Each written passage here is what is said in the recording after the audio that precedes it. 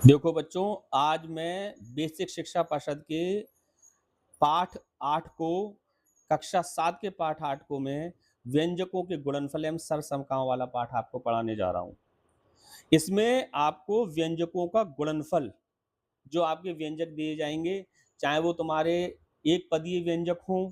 एक पदीय का मतलब जिसमें केवल एक पद आता हो, जैसे x, जैसे y, जैसे जेड, एक पदीय व्यंजक आता हो, या मैं कहूं दो पदीय व्यंजक, जैसे x plus 2y, 3x minus y, 8y plus 6, दो पदीय व्यंजक। और बहुपदीय व्यंजकों के गुणनफलों को मैं आपको समझाने जा रहा हूं कि इसको हमें किस तरीके से करना है और इन गुणनफलों को कैसे निकालना है। अब जब हम गुणनफल करने की तैयारी कर रहे हैं, तो सबसे पहले गुणनफल समझो कैसे किया जाता है। x और y का या एक्स वाई जेड का, यानी बीजीय व्यंजकों का गुणनफल कैसे किया जाता है, मैं इसको आपके बारे में बताना चाहता हूं। जैसे हमने आपसे कहा कि 4x स्क्वायर वाई की गुणा आप करो 2x की क्यूब वाई क्यूब, इन दोनों की गुणा करो। इन दोनों की गुणा करने का रहे हैं 4x स्क्वायर वाई की मल्टीप्लाई करो 2x cube y cube. X cube y cube लिखा है, तो देखो बहुत सरल होता है बच्चों, इसको बहुत ध्यान से देखना। अगर तुम मेरे हिसाब से देखोगे तो एक बार में समझ जाओगे। नंबर से नंबर की मल्टीप्लाई करना, नंबर से नंबर की।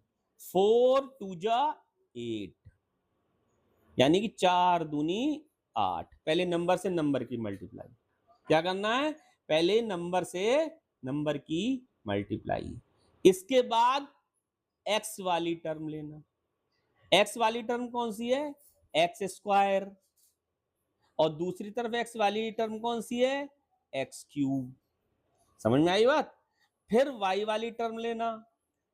वाई अकेला है इसमें, और इसमें कितना दे रखा है, वाई क्यूब दे रखा है।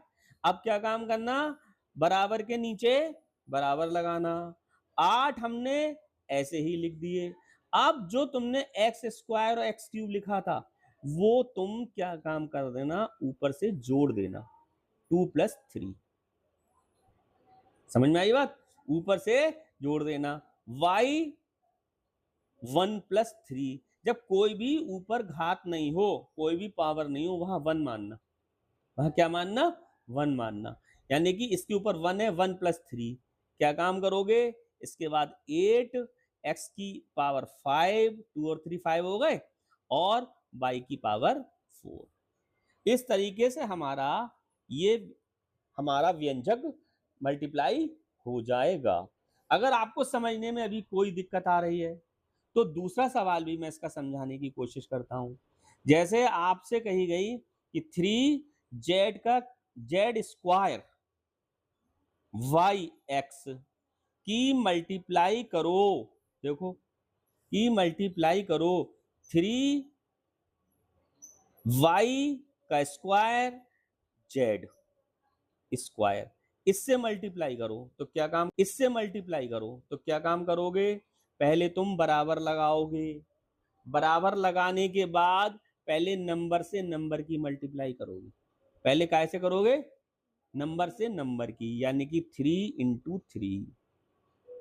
इसके बाद काय की करोगे, एक्स की। इसके बाद काय की करोगे, एक्स की। तो हमने क्या काम करा, एक्स इसमें लिखा है, इसमें तो एक्स है नहीं। जब इसमें एक्स है नहीं तो इसमें अकेला एक्स लिख लिया। इसके बाद दूसरे नंबर पर वाई की, तो इसमें अकेला वाई है देखो, और इसमें वाई स्क्वायर है। इन दोनों की मल्टीप्लाई साथ साथ लिख ली, लिख ली। इसके बाद तुमने क्या काम करा, जेड की। इसमें जेड स्क्वायर है, इसमें जेड स्क्वायर है, हमने Z square into Z square लिख दिया। इसको हमने करा 3 तिया 9, यानी 3 3 जा 9। एक्स अकेला है, एक्स अकेला लिखा रहने दिया। वाई इधर देखो 1 प्लस 2, यहाँ पे कुछ नहीं है तो 1 है, और ये 2 है, इनको जोड़ दिया। ऐसी जेड, इस पे 2 और 2 है तो 2 प्लस 2, हमने क्या काम करा 9 एक्स वाई क्यूब जेड की पावर 4, इस तरीके से हमारी मल्टीप्लाई निकल कर आ जाएगी। समझ में आ गई बात। अब देखो बच्चों, मैं बीजीय व्यंजकों के गुणनफल एक बार एक सवाल और बताता हूं गुणनफल का। 7pq QR एक व्यंजक जे है, 2pqr दूसरा व्यंजक जे है, तीसरा व्यंजक है 3q3r²। इन तीनों की मल्टीप्लाई करनी है। क्या करनी है? मल्टीप्लाई। सबसे पहला काम बराबर लगाओगे, बराबर लगाने के बाद क्या काम करोगे? पहले नंबर की मल्टीप्लाई करोगे। पहले काय की मल्टीप्लाई करोगे? नंबर की। यानी नंबर हमारे पास 7 दे रखा है, फिर मल्टीप्लाइड बाई 2 मल्टीप्लाइड बाई 3, तीनों की मल्टीप्लाई कर ली, तीनों की गुणा कर ली।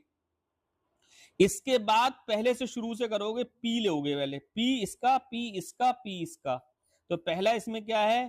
P cube. दूसरे वाले में केवल पी है? दूसरे वाले में पी की है तो हमने पी लिख दिया, ठीक है। अब तीसरे वाले में पी है ही नहीं, है कहीं? नहीं है। जब नहीं है तो नहीं लिखा। अब आ जाओ क्यू पर। क्यू अकेला है, क्यू, इसमें भी क्यू अकेला है, और इसमें क्यू की पावर क्यूब है? क्यू की पावर क्यूब है, यानी घात 3 है। तीसरे वाले में अब ले लिया आर, आर इसमें अकेला, आर इसमें भी अकेला, और इसमें आर स्क्वायर। अब देखो, जिस जिसके ऊपर पावर नहीं लगी उस पर 1 लगा लो। पी की पावर नहीं लगी, 1 लगा लो। क्यू पे भी नहीं लगी, 1 लगा लो। इस क्यू पे भी 1 नहीं लगी, नहीं लगा लो 1। इस पे भी 1 लगा लो। जिन जिन पे पावर नहीं लगी उन पे क्या लगा लो? 1 लगा लो। अब हमने क्या काम करा? इन दोनों की मल्टीप्लाई करी। 7 2 जा 14, और 14 3 जा 42, यानी कि 7 दूनी 14, 14 तिया 42। अब पी लिया, ये जो ऊपर पावर दी गई है वो जोड़ दो, 3 + 1। क्यू के पावर 1 + 1 + 3, आर की पावर 1 + 1 + 2, 1 + 1 + 2। हमने क्या काम करा? 42 यानी 42 ऐसे लिखा। ये हो गया 3 और 1 4, पी की पावर 4। ये हो गया क्यू की 3 और 1 4 और 1 5, क्यू की पावर 5। और आर 2 और 1 3 और 1 4, आर की पावर 4। यानी हमारे पास आ गया 42, पी की घात 4, क्यू की घात 5, आर की घात 4।